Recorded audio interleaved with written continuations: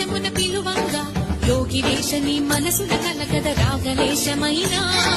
హే మహేషని భయద పదాహతి దైత్య శోషణము జరుపంగా భోగి భూష భువనాళిని నిలుపవ అభయ ముద్రలోనా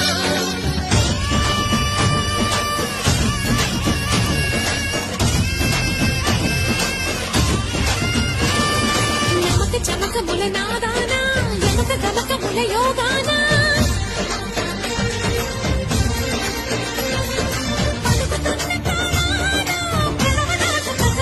చూపిన